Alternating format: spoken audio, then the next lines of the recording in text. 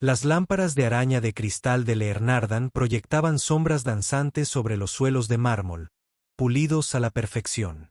La élite de Manhattan cenaba con calculada elegancia. Sus risas, una sinfonía de privilegios, resonaban en las paredes doradas. Entonces se abrió la puerta y entró un fantasma. Demacrado, con la mirada hundida, con ropa que había visto demasiadas noches en los bancos del parque.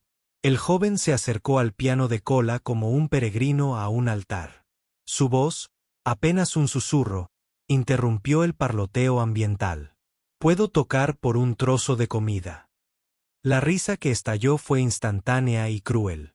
Cabezas giradas, cejas arqueadas, labios fruncidos con disgusto. El gerente ya se estaba moviendo, seguridad en alerta. Nadie, ni un alma en esa reluciente sala, podría haber imaginado que ese momento haría añicos todas sus suposiciones sobre el talento, la dignidad y el verdadero precio del pan. Liam Carter había estado al mando de escenarios por los que estos comensales pagaban miles de dólares.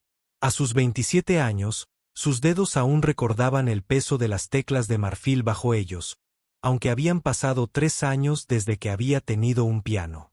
Su cabello castaño, una vez peinado para apariciones en el Carnegie Hall, ahora colgaba en ondas despeinadas alrededor de un rostro que las revistas de música clásica alguna vez calificaron de cautivantemente hermoso. Esos alegres ojos azules que, según los críticos, contenían sinfonías enteras, ahora reflejaban las luces fluorescentes de las estaciones de metro donde jugaba por monedas. La ironía no se le escapó.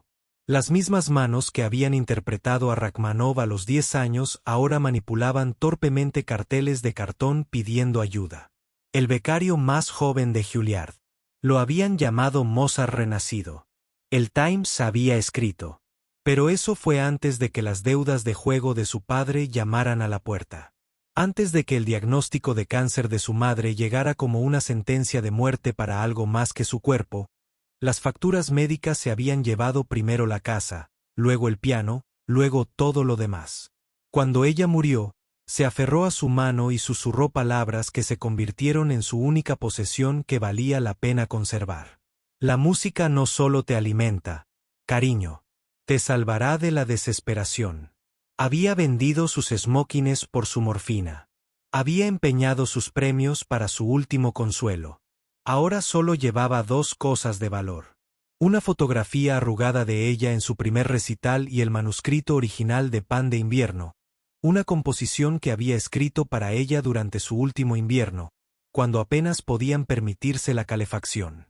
Evelyn Sterling estaba sentada en su mesa de reserva, sus dedos trazando distraídamente el borde de una copa de vino que valía más que el alquiler mensual de la mayoría de la gente. A los 30 años, dominaba las salas de juntas con la misma precisión con la que una vez dominó un arco de violín. Directora ejecutiva de la Sterling Arts Foundation, mecenas de las artes, guardiana de la cultura. Su cabello rubio estaba recogido en un sillón que hablaba de dinero antiguo y nuevo poder. Su vestido negro de Chanel, una declaración de dominio discreto. Pero debajo de la apariencia cuidadosamente construida, su corazón aún marcaba el ritmo en 3x4. 8 años de violín, primera cátedra en la Orquesta Juvenil de Filadelfia, aceptada en el Curtis Institute of Music. Luego murió su padre. La fundación necesitaba liderazgo y el arte se convirtió en algo que ella financiaba en lugar de crear. Observó al hombre delgado acercarse al piano con ojos que habían aprendido a medir el talento en deducciones fiscales y propuestas de subvenciones. Sin embargo, algo en su postura, en la forma en que le temblaban los dedos, no de miedo, sino de anhelo, la hizo dejar la copa. Henry Collins había construido su imperio gastronómico sobre la base de la exclusividad. A sus 45 años, llevaba su éxito como una armadura. Cada estrella Michelin, una medalla de honor en su lucha contra la mediocridad. Su templo de la gastronomía no toleraba intrusiones. Los baños tenían servicio. El guardarropa tenía un código de vestimenta. Y absolutamente nadie tocaba el Steinway de 2,7 metros sin su invitación personal. Ese piano había sido tocado por Lang Lang, por Marta Argerich, por las huellas de la grandeza, no por vagabundos que entraban de la calle. Seguridad, ladró, con la voz llena de autoridad de un hombre al que nunca se le había negado. Que lo saquen. George Bellamy no tenía intención de cenar fuera esa noche. A sus 62 años, el crítico musical jubilado prefería la comodidad de su estudio, rodeado de décadas de reseñas y grabaciones. Pero su hija había insistido en algo sobre que se convirtiera en un ermitaño, sobre que la vida era para los vivos. Había estado bebiendo brandy y recordando días mejores cuando la música clásica importaba a más que solo la especie en extinción que aún compraba boletos de temporada. La petición del joven lo hizo levantar la vista de su contemplación. Algo familiar brilló en esos rasgos. Algo que tiró de la manga de la memoria. Había escrito miles de críticas, cubierto cientos de debuts, pero algunas actuaciones se te grababan en el alma. Un niño de 12 años con un smoking enorme tocando la balada número 1 de Chopin con tanta ferocidad que el público se había olvidado de respirar. ¿Cómo se llamaba? Carter. Liam Carter. El prodigio que se había desvanecido. El recuerdo golpeó a George como un golpe físico. 2003 Lincoln Center. El niño había tocado con una técnica que los profesionales experimentados envidiaban. Pero más que eso, había tocado con una profundidad emocional que no debería existir en alguien que aún no había experimentado las crueldades de la vida. George había escrito que ver a Liam Carter tocar era como ver al fantasma de Mozart poseer a un niño. La crítica había catapultado la carrera del chico a la estratosfera. Becas, patrocinadores, un recital con entradas agotadas. De repente, nada. El chico había desaparecido del mundo de la música clásica por completo, como si nunca hubiera existido. Circulaban rumores, susurros de tragedias familiares, ruina financiera. Pero en el mundo aislado de la alta cultura, uno simplemente no indagaba demasiado en la desgracia ajena. George estudió la figura demacrada que ahora estaba frente al piano, buscando rastros de ese niño etéreo en este hombre destrozado. Las manos de Liam temblaban mientras se enfrentaba al instrumento, no por miedo, sino por la baja de azúcar en la sangre y la memoria muscular de 1000 interpretaciones. Los recuerdos lo invadieron en oleadas. Su madre en la primera fila de su audición para el Juilliard. Las lágrimas corrían por su rostro mientras él tocaba la pieza que ella le había tarareado como canción de cuna. Su padre, antes de que las apuestas lo consumieran, lo cargó en hombros tras ganar la competición de Van Cliver Jr., el peso de la mano de su maestro sobre su hombro, diciéndole que tenía un don que solo se daba una vez en una generación. Todo, cada momento de gloria, lo había llevado a esto, rogando por jugar a cambio de comida en un restaurante donde no podía permitirse agua. La cruel matemática del asunto casi lo hizo reír. Había actuado para presidentes y miembros de la realeza. Ahora no recordaba su última comida de verdad. Por favor. Una bloguera gastronómica con 2 millones de seguidores lo llamó. Su teléfono ya estaba grabando. Déjenlo jugar. Solo 60 segundos. Será entretenido. Le guiñó un ojo a su público a través del lente, mientras ya componía el pie de foto sobre el artista desesperado en el restaurante de 5 estrellas. El contenido era contenido, y la tragedia vendía casi tan bien como la comedia. Henry apretó la mandíbula, pero entendía el juego. La mala publicidad en la era de los videos virales podía destruir lo que llevó décadas construir. 60 segundos, concedió, con la voz llena de desdén. Ni un segundo más. Si nos haces perder el tiempo, si avergüenzas a mi establecimiento, seguridad te escoltará fuera de inmediato, asintió a los guardias, que se colocaron detrás del banco del piano como verdugos esperando la señal. El restaurante quedó en silencio. Una mezcla de curiosidad morbosa y burla apenas disimulada flotaba en el aire como un perfume caro. Los tenedores se detuvieron a mitad de camino hacia las bocas. Las conversaciones murieron a media frase. Todas las miradas fijas en la figura esquelética que ajustaba el banco del piano con movimientos que parecían demasiado precisos, demasiado practicados para alguien que parecía haber dormido en un callejón.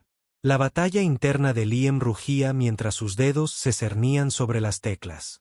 Cada instinto le gritaba que corriera para preservar la poca dignidad que le quedaba. Pero más fuerte que el orgullo era el hambre. Y más fuerte que el hambre era el recuerdo muscular del último regalo de su madre. El pan de invierno nunca se había interpretado en público. La había escrito durante sus últimos meses, cuando vivían de pan duro y esperanza, cuando el invierno significaba elegir entre la medicina y el calor. La composición era su carta de amor a su fuerza, su sinfonía de supervivencia. Si iba a humillarse, al menos sería con la verdad. El pedal chasqueó suavemente mientras lo probaba. Su columna se enderezó involuntariamente. Años de entrenamiento superaron años de penurias. Por un instante, apenas un latido, no fue un vagabundo mendigando comida. Era un pianista. Sus dedos encontraron su lugar. Y el tiempo se detuvo. La primera nota sonó como una campana en una catedral, pura e imposible. Suspendió en el aire, exigiendo atención, imponiendo silencio. Luego vinieron la segunda y la tercera, y de repente la sala dejó de respirar.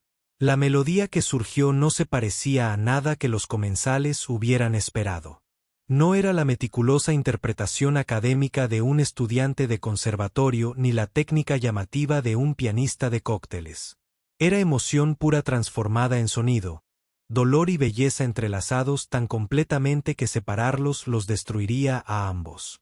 La marca de los 60 segundos pasó desapercibida.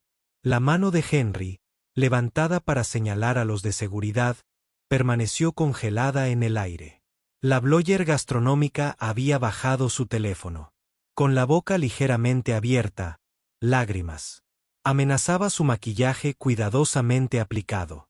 En su mesa, Evelyn Sterling se había inclinado inconscientemente hacia adelante, su oído entrenado reconociendo la complejidad oculta en la melodía aparentemente simple. No eran solo notas, eran arquitectura.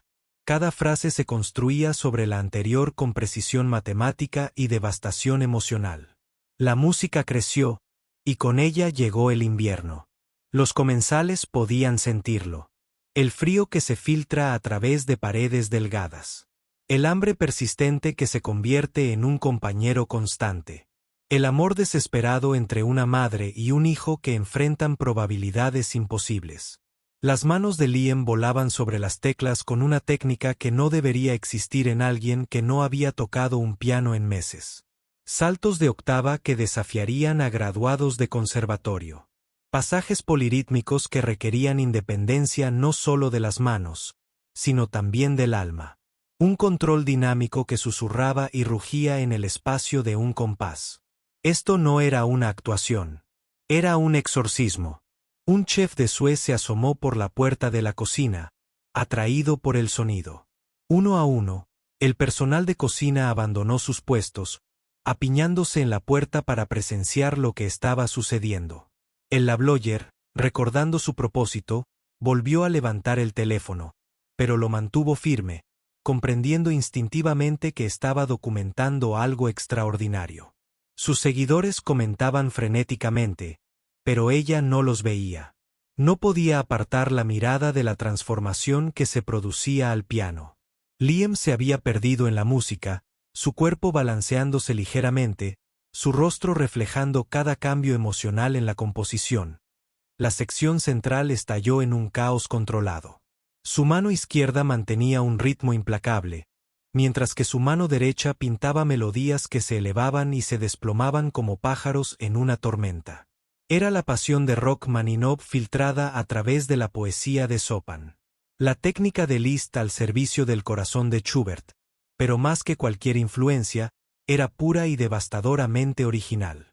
Esta era una voz que tenía algo que decir, algo que no podía expresarse con palabras, gestos ni ningún otro medio que este.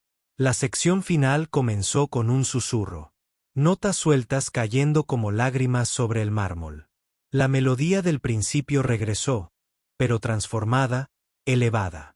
Lo que había sido desesperado ahora era desafiante. Lo que había sido lo roto ahora estaba reconstruido. No perfecto, pero más fuerte por haber sido destrozado. La última cuerda resonó, suspendida en el aire como una pregunta y una respuesta. Y luego silencio. Silencio absoluto. Nadie se movió. Nadie respiró. El subgerente permanecía de pie con una jarra de agua suspendida a medio verter. Una mujer en la mesa 7 tenía el rímel corrido por las mejillas, con la mano apretada contra el pecho. Los guardias de seguridad permanecieron en sus puestos, pero sus rostros se habían suavizado, pasando de la sospecha a algo cercano al asombro. El silencio se prolongó, sagrado y terrible, hasta que finalmente, desde una mesa de la esquina, George Bellamy se puso de pie. «Dios mío», dijo con la voz quebrada por la emoción. Sacó su teléfono, con dedos temblorosos mientras buscaba entre archivos antiguos. «Sé quién eres». Encontró lo que buscaba, un archivo digital de sus reseñas, y lo levantó para que todos lo vieran. El titular era claro, incluso desde la distancia. Liam Carter, de 12 años, juega con el alma de siglos. La fotografía mostraba a un niño con smoking. La misma estructura ósea visible bajo años de penurias. Los mismos ojos que albergaban sinfonías. Este es Liam Carter. Fue el mayor prodigio de su generación. La revelación recorrió la sala como una onda eléctrica. Aparecieron teléfonos, dedos revoloteando por las pantallas, buscando, confirmando. La transmisión en vivo del Blogger se llenó de espectadores al correrse la voz. En cuestión de minutos, Almohadilla Pan de Invierno se convirtió en tendencia. El video se propagó por las plataformas como un reguero de pólvora. Los comentarios llovieron de todo el mundo. Aficionados a la música clásica reconociendo la técnica. Oyentes ocasionales reconociendo la verdad. Desapareció. Alguien susurró, su madre murió. Otro añadió, leyendo un artículo antiguo, bancarrota familiar. Lo perdió todo. Henry Collins se quedó paralizado, su rostro revoloteando por las emociones como un hombre que ve cómo sus suposiciones se desmoronan en tiempo real. El vagabundo al que quería echar era la realeza de la música clásica. La vergüenza que temía se había transformado en la clase de publicidad que el dinero no podía comprar.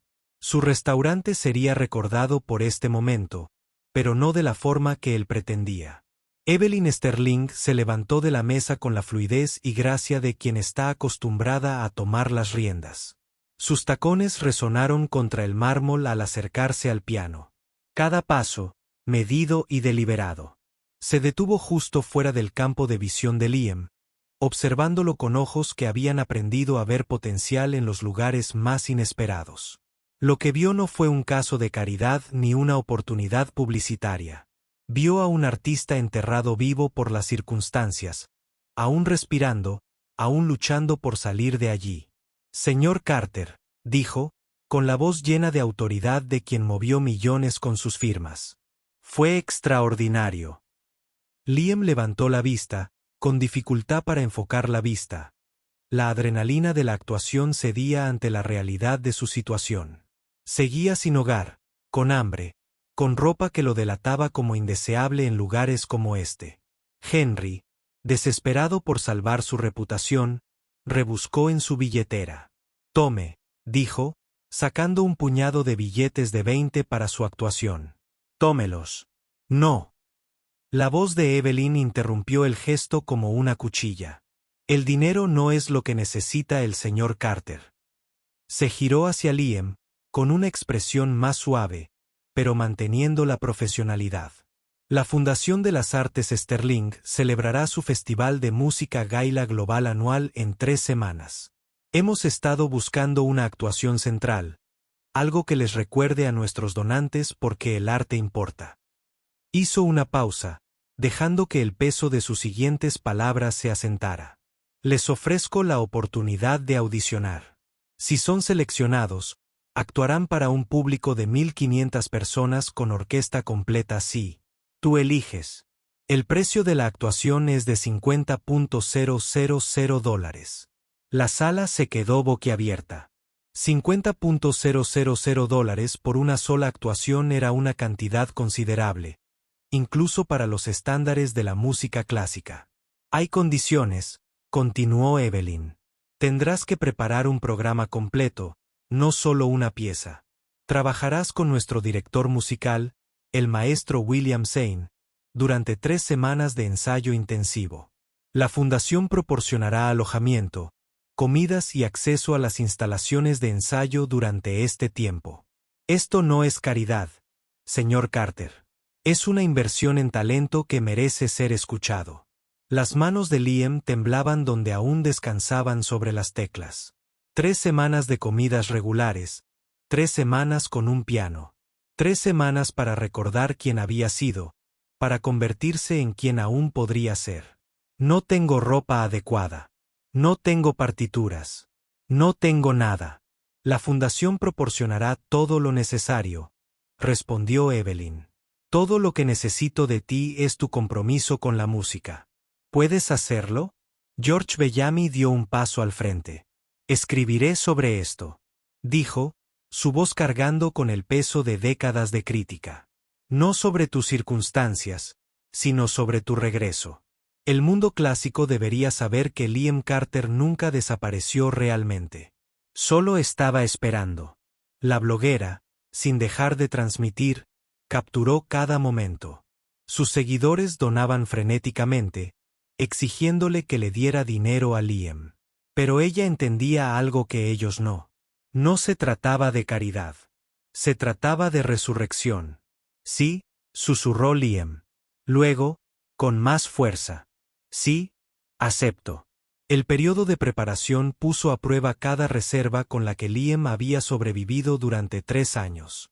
La sala de práctica de la fundación, con su acústica perfecta y su vocendorfer imperial meticulosamente mantenido, se sentía como un templo que temía profanar.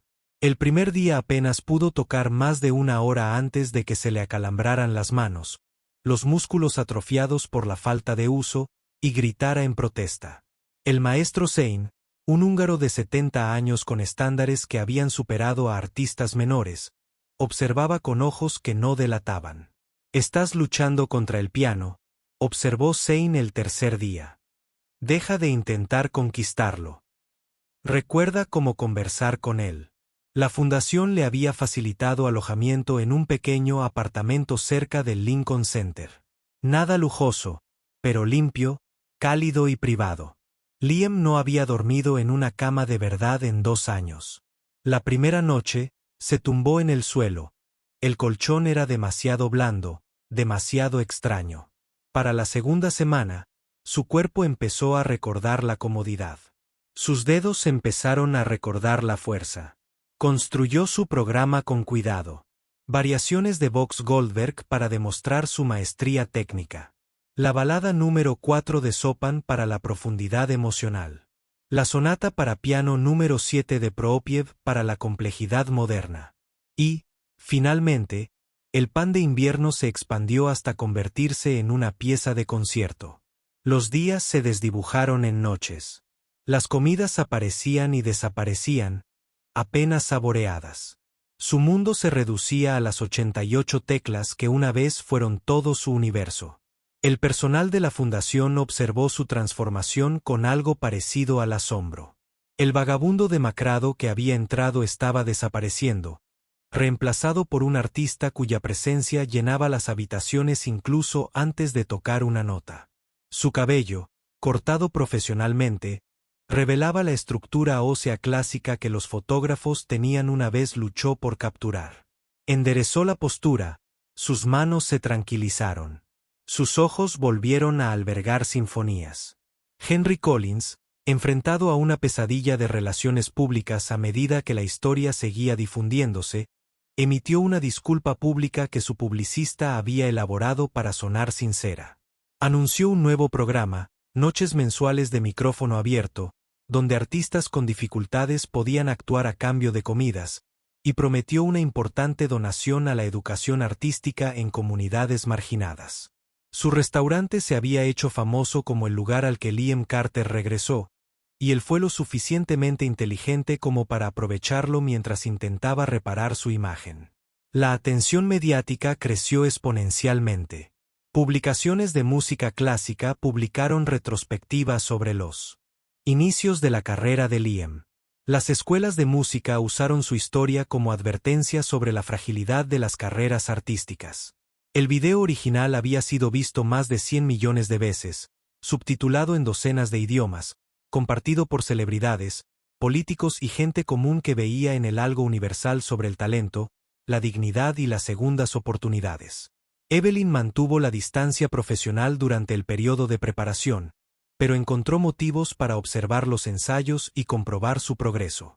Se dijo a sí misma que era la debida diligencia proteger la inversión de la fundación. Pero cuando Liam tocó, algo en su pecho se encogió y liberó una sensación que no había sentido desde que dejó el violín hacía 8 años.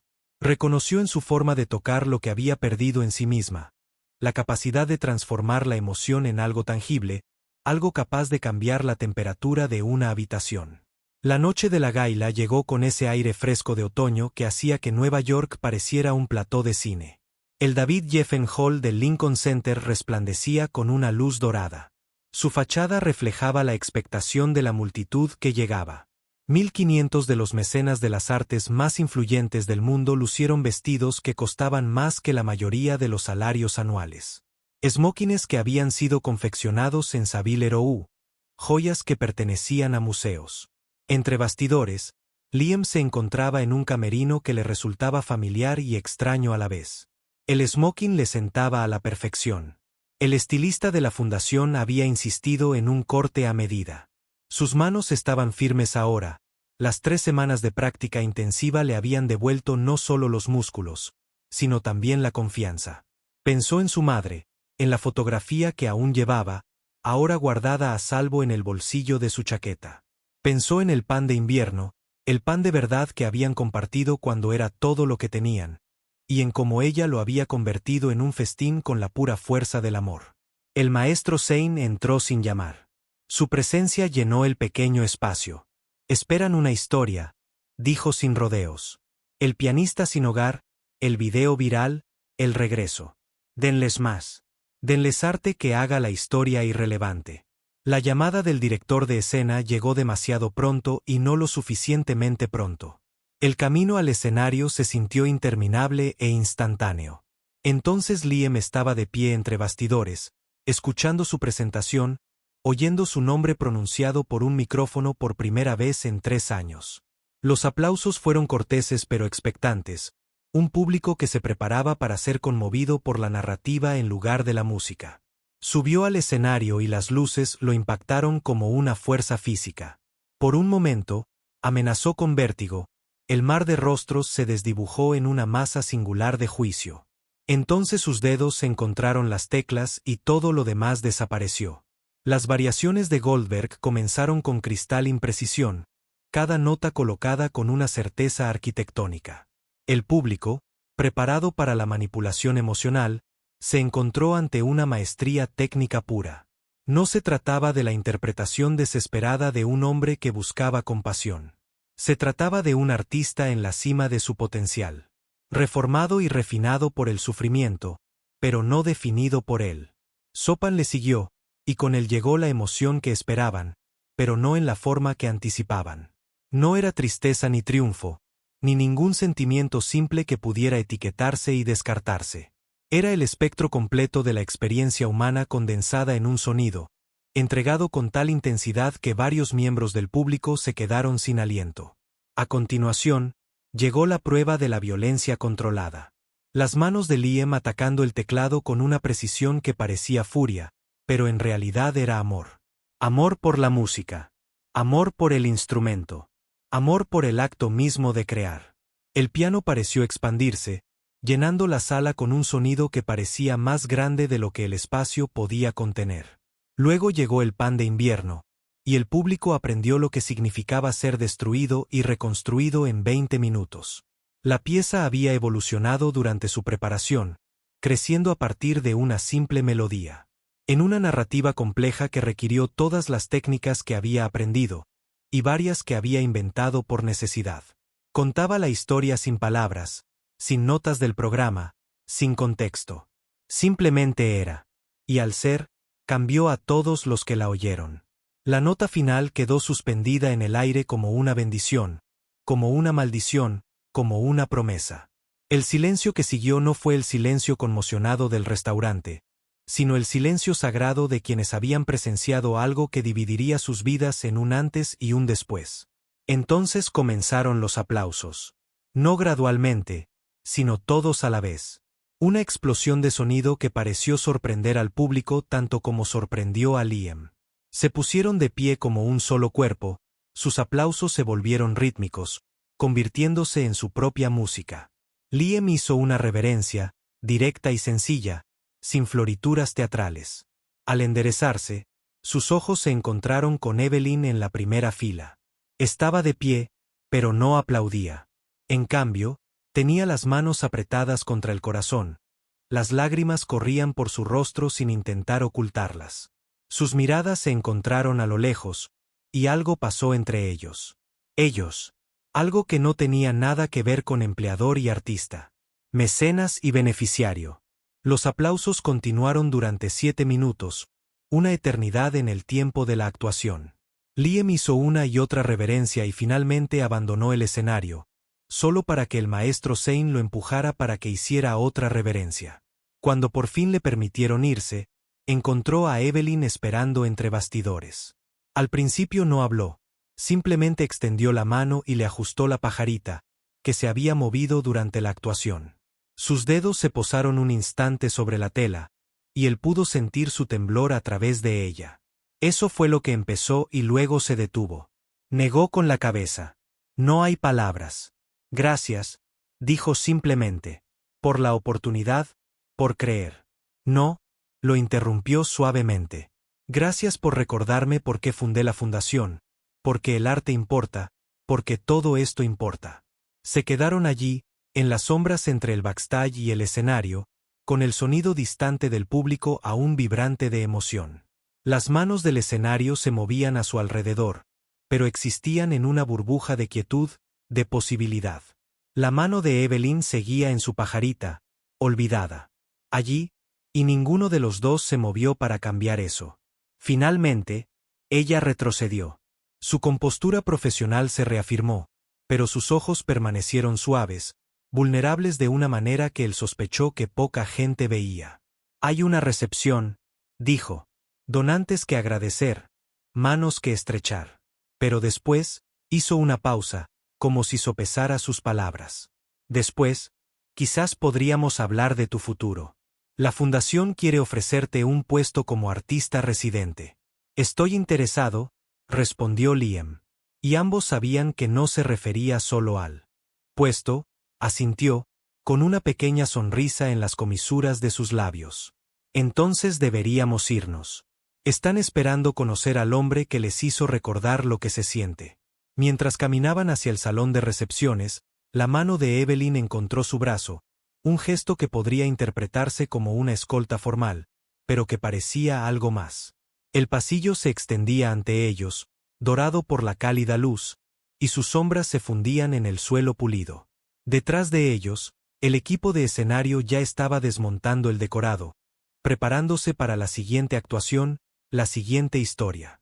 Pero para Liam y Evelyn, caminando a pasos sincronizados hacia un futuro que ninguno esperaba, esta historia apenas comenzaba.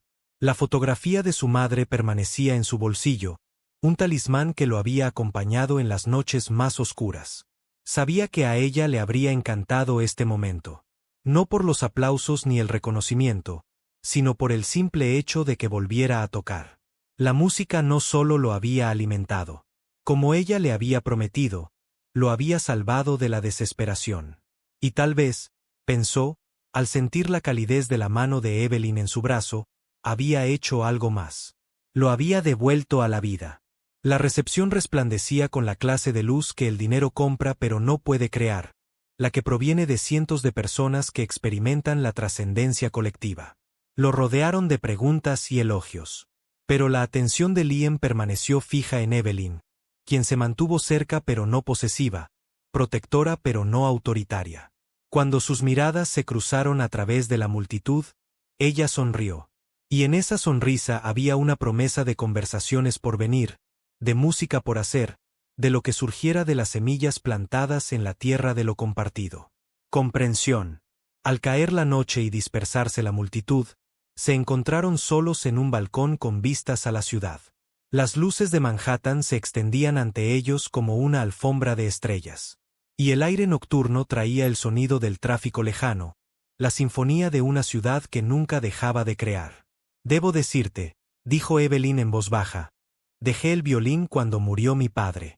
Pensé que tenía que elegir entre el arte y la responsabilidad. ¿Y ahora?, preguntó Liam. Ella se giró para mirarlo de frente. Y a la luz de la luna, pudo ver a la chica que había sido, la artista en la que casi se había convertido. Ahora, creo que tal vez no tengamos que elegir. Tal vez podamos tener ambas cosas. Ninguno de los dos se movió primero. O tal vez ambos lo hicieron. Pero de repente, la distancia entre ellos desapareció. No en un beso ni en un abrazo, sino en algo más íntimo, comprensivo. Permanecieron juntos, contemplando la ciudad que los había destrozado y reconstruido a ambos. Y en el silencio entre latidos, sonó música. Mañana traería contratos y entrevistas, rehabilitación y reconstrucción. Habría grabaciones que hacer, giras que planificar, una carrera que reconstruir de las cenizas.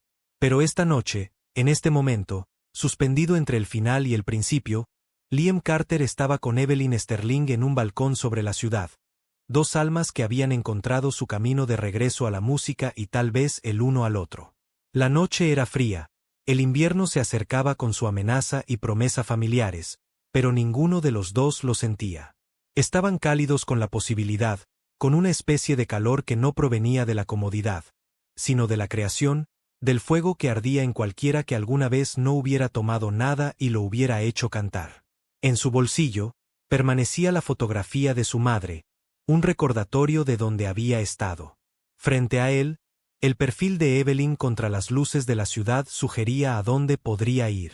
Y en algún lugar entre el recuerdo y la esperanza, entre la pérdida y el descubrimiento, la música seguía sonando, interminable y eterna.